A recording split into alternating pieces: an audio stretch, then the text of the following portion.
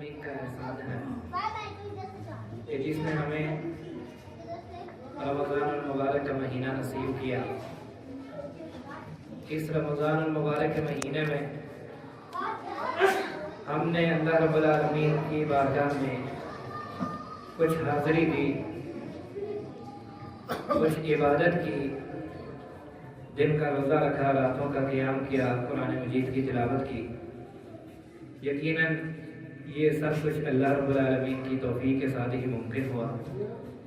اگر اللہ کی توفیق نہ ہوتی تو ہمارے ساتھ اٹھتے بیٹھتے ہمارے ہی معاشرے کے کئی ایسے لوگ ہیں، بلکہ ان کی تعداد بہت زیادہ ہے کہ جن کو اس مہینے میں روزہ رکھنے کی توفیق نہیں ہوئی اور ان کو نماز پڑھنے کی توفیق نہیں ملی۔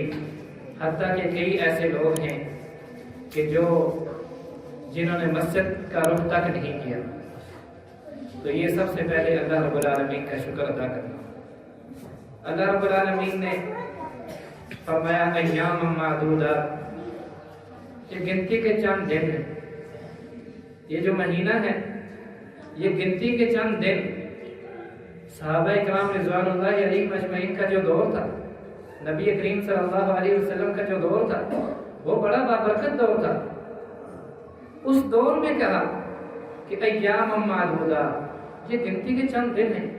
اور آج جو ہمارا دور چل رہا ہے، ابھی ایسے لگ رہا ہے کہ کل کی بات ہے ہم نے روزے رکھنا شروع کیا۔ ایسے مہینہ گزرتا ہے، دن ایسے گزرتے ہیں، حتیٰ کہ سالوں کا بھی پتہ نہیں چلتا۔ ابھی پچھلے سال کی بات ہے، ابھی کل کی بات ہے، ابھی فلان ٹائم کی بات ہے۔ دن بڑی تیزی سے گزر رہے ہیں، وقت بڑی تیزی سے گزر رہا ہے۔ تو آج سمجھے کہ بہت ہی کم وقت ہے، بہت ہی کم دن ہے۔ تو ان دنوں کو جو ہم سب نے عبادت کی، اس پر اللہ رب العالمین کا شکر ادا کرنا ہے۔ اور اس کے ساتھ ساتھ اللہ کے شکر کے ساتھ ہم نے اللہ رب العالمین سے استغفار کرنا ہے، کیونکہ یہ بڑا سنہری وقت ہے، بڑا قیمتی وقت ہے۔ ایک تو رمضان المبارک کا مہینہ اور اس کا آخری عشرہ، اور آخری عشرے کی بھی بابرکت راتیں، شاید کہ جو باقی راتیں ہیں ان میں اللہ رب العالمین ہمیں لیلۃ القدر نصیب فرما دے۔ تو اللہ رب العالمین سے استغفار کرنا، کیونکہ جب ہم اللہ سے استغفار کریں گے تو اللہ رب العالمین ہماری دنیا بھی بہتر کر دے گا، ہماری آخرت بھی سنوار دے گا۔ اور اس کے ساتھ اللہ رب العالمین سے معافی کے ساتھ اپنے معاشرے میں دیکھنا ہے، اپنے گھر میں دیکھنا ہے، اپنے خاندان میں دیکھنا ہے کہ کسی کے دل میں، یعنی کسی کے حوالے سے میرے دل میں کوئی کینہ نہیں، کوئی ناراضگی تو نہیں۔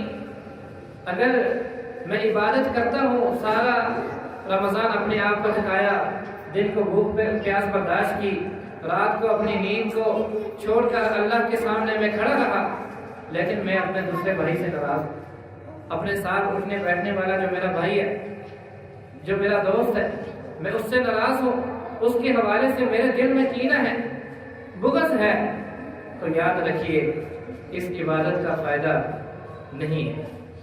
اس عبادت کا فائدہ تب ہے کہ جب ہم اپنے معاملات کو درست کریں گے، اپنے بھائی کے حوالے سے، اپنے دوست کے حوالے سے، اپنے عزیز اور رشتہ داروں کے حوالے سے اپنے دل کو صاف کریں گے، تو تب اللہ رب العالمین اس عبادت کو ہمارے اس حاضری کو اپنی بارگاہ میں قبول فرمائے۔ اور یہ جو اللہ رب العالمین نے آپ پر احسان کیا کہ اللہ رب العالمین نے اس محلے میں ایک بڑا ہی بہترین گھر ہم سب کو نصیب کیا، اہل محلہ کو نصیب کیا، یہ یقیناً اللہ رب العالمین کی بڑی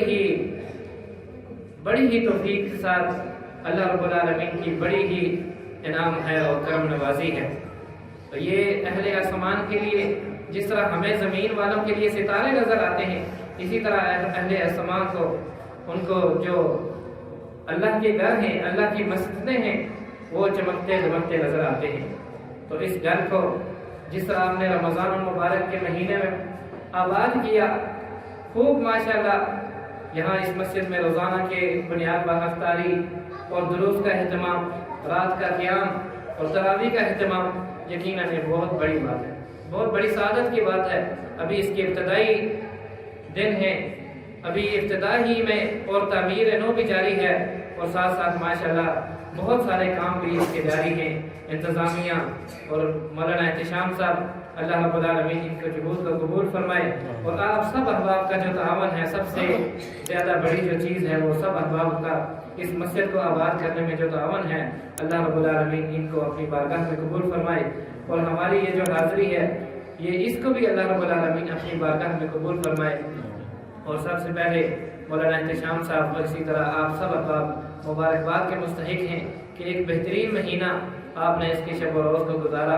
اللہ رب العالمین سب عبادات کو اپنی بارگاہ میں قبول فرمائے۔